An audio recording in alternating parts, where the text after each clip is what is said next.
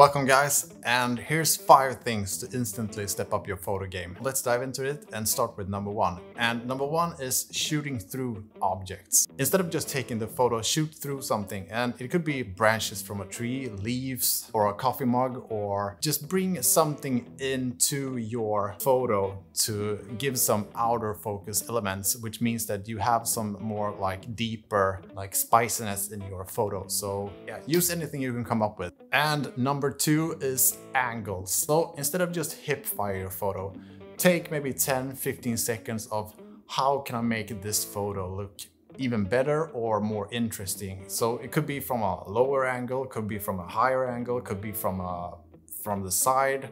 So just take a couple of few seconds to actually think about how can I make this photo even better than just hip fire it from straight ahead. And that is also why people are gonna say, how did you take such a good photo? Well, you just took a couple of seconds extra and used your imagination, and voila, a banger photo. And number 3, framing. Even though that I love aesthetic, good looking photos, sometimes I think also it could be kind of boring. Let's say I'm gonna take a photo of this microphone right here. Just placing the microphone on the table, well, looks kind of boring. But let's say we bring in a laptop and a pair of headphones, a camera, and we're just placing the stuff into the corners of the photo. By doing that, we are not taking away the main focus from the microphone, but we are just bringing in some elements and give it a more like atmosphere and more like a feeling and more interesting look of the photo. Number 4 is think outside the box. Maybe you've seen a place on Instagram and you're heading off there. Let's say that you are heading off to Paris and you are gonna take a photo of the Eiffel Tower. And you arrive at the spot and yeah, there's 100 other people taking the same photo